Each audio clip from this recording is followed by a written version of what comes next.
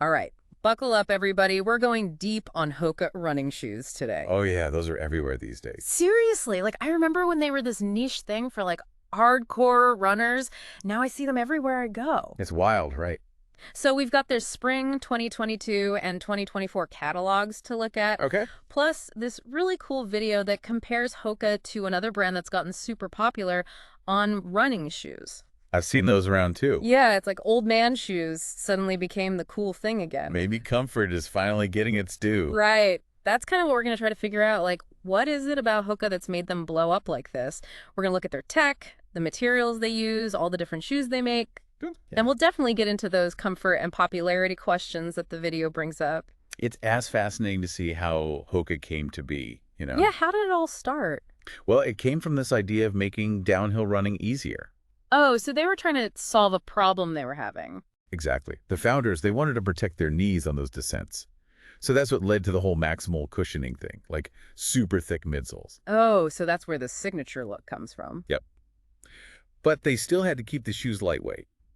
That was a big deal back then. Okay, so like super cushion, but not like clunky and heavy. Exactly. It was pretty revolutionary at the time. Cool. So now, though, it's not just running, right? I've seen Hokas for, like, everything. You're totally right. They've expanded into hiking shoes and even recovery slides. Oh, yeah, those slides are everywhere, too. It's like that desire for comfort and support isn't just for runners anymore. It's like we all crave it after, being on our feet all day. Speaking of being on your feet all day, the video we're looking at, they talk about how much nurses love Hokas. Oh, makes sense. Yeah, who wouldn't want that extra cushion during a 12-hour shift? Right.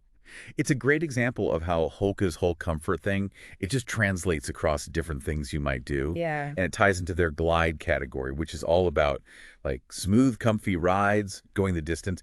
They actually have a whole system now. A system. Yeah, glide, fly, and sky. So it helps you find the perfect shoe. Like glide is comfort, fly is for speed and responsiveness, and then sky is max cushion and support.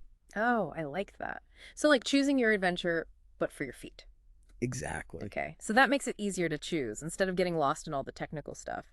But speaking of technical stuff, Yeah. can we dive into some of the tech Hoka uses? I'm looking at this spring 2024 catalog, and there's a lot here. Sure. Where do you want to start? Let's start with the cushioned midsole. That's kind of their thing, right? Yeah, it's their signature. But they use different foams and thicknesses depending on the shoe to achieve different levels of cushion, support, responsiveness. So it's not just like one cushion fits all. Nope, they really tailor it. Now, have you ever noticed that split heel design? That's called the swallowtail. Oh yeah, it's kind of their like signature look, right? Yeah, and it actually goes back to their whole origin story, making downhill running easier. Picture it like a rudder for your foot. Okay. It helps guide your stride, makes those transitions smoother even on trails and stuff, like helps control your foot when you're going downhill. So it's less jarring. Exactly. That's pretty cool. So it's both stylish and functional. I like that. What about this Hubble heel? The catalog mentions it helps with smoother heel-to-toe transitions. What's happening there? Well, think about how your foot lands when you're running. The Hubble heel, it's meant to absorb that impact and then like guide your foot into the next step. Smoothly. Yes. So your stride is more efficient, more comfortable, So it's like a built-in shock absorber and foot guide all in one? pretty much. That's wild. Oh. Okay, what about ProFly midsole? How's that one different? ProFly is a dual layer midsole. So you've got a softer layer for cushioning and then a firmer layer for responsiveness. Ooh, so you get that soft landing, but then also like a spring in your step? Yeah, springy co-off. It propels you forward. I'm starting to see why people love these shoes so much. Okay, last one, I promise. What about the H-frame? That's mentioned in the 2024 catalog, too. That one's all about stability. Think of it like a supportive structure built right into the midsole. Okay. It helps keep your foot from rolling inward, which is super important for some runners who need that extra support. You'll find it in shoes like the Gaviota 5. Gotcha. So they really have thought of everything, haven't they? Now, I noticed in both catalogs that Hoka is really pushing this sustainability angle. They are. Can we talk about some of the eco-friendly materials they're using? For sure. Hoka is definitely making an effort. Like, they're using Gore-Tex footwear fabric with recycled textile now. So it's waterproof. Yeah, but also with a focus on recycled content and PSC-free finishes. Oh, nice. So they're not just thinking about performance, but also about the planet. Exactly. And they're also doing something pretty cool with sugarcane. Sugarcane. Yeah, they're making foam out of it now. What? Yeah. Sugarcane EVA foam, it's still super comfy and supportive, but it's a plant-based alternative to the usual petroleum-based EVA. Much better for the environment. Wow, so they're finding ways to be sustainable without giving up comfort or performance. Exactly. I'm impressed. And, the video we mentioned, they talk about Hoka's look being really distinctive. Yeah, And I think part of that is the innovative materials they use, like the matrix woven fabric. Super durable, but still breathable gives them that unique look. I see what you mean.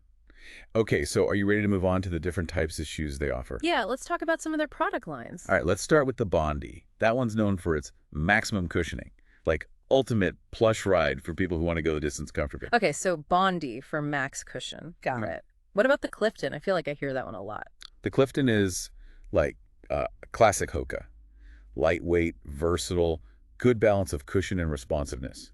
A great everyday running shoe. So the Clifton's like the workhorse of the Hoka lineup. You could say that. And if you're into trail running, the Speedgoat's where it's at. Built for tough trails.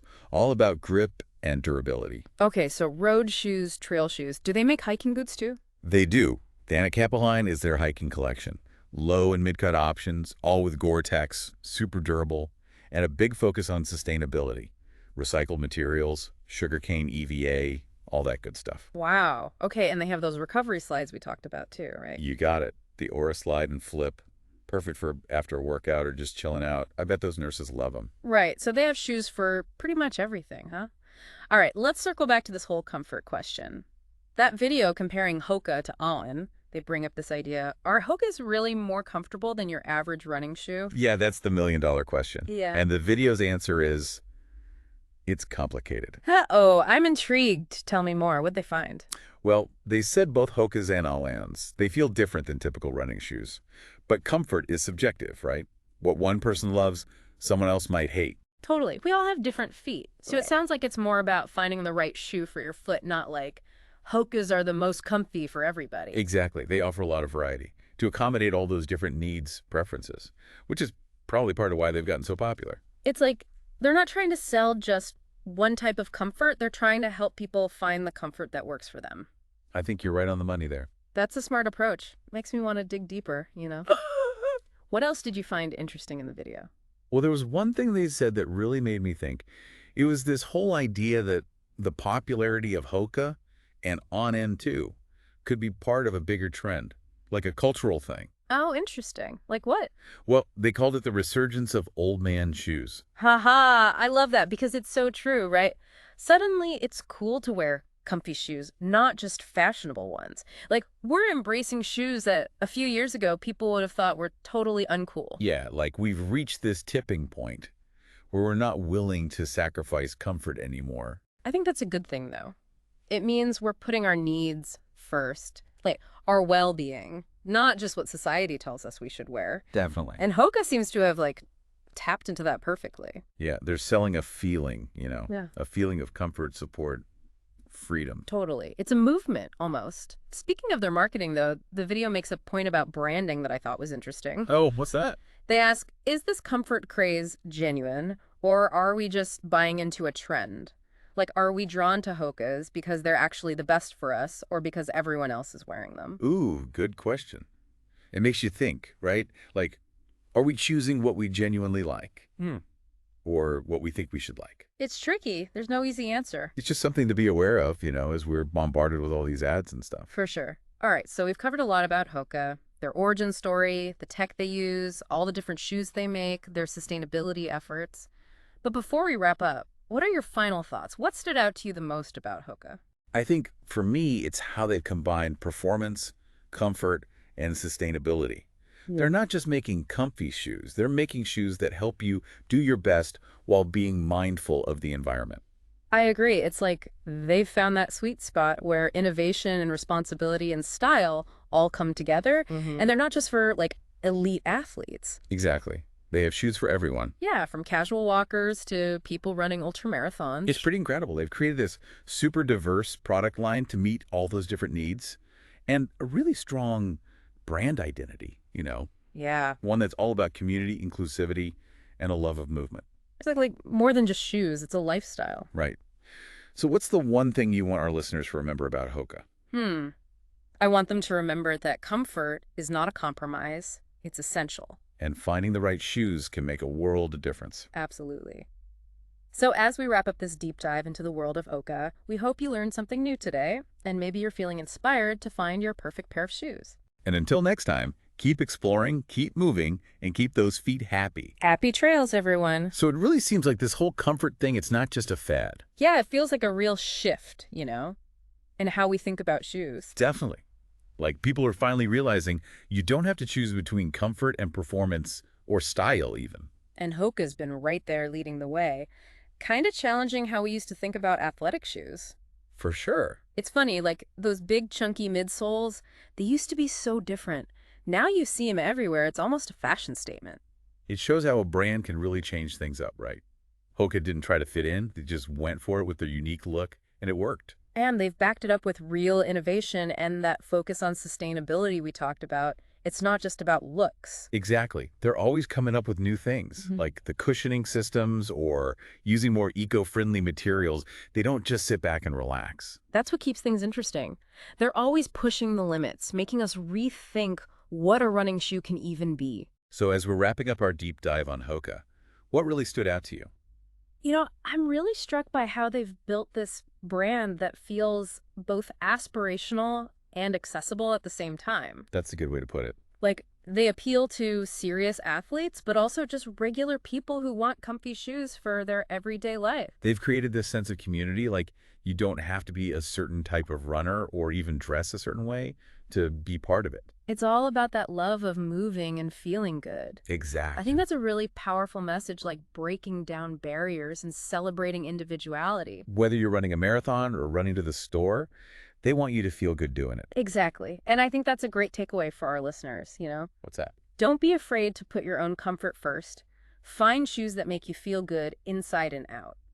Don't let anyone tell you what cool or fashionable is supposed to feel like. Couldn't have said it better myself. Yeah. Comfort shouldn't be a compromise. It's part of living a happy, healthy life. And with brands like Hoka paving the way, it seems like the future of shoes is going to be pretty comfy. Comfy and exciting. Thanks for joining us on this deep dive into Hoka.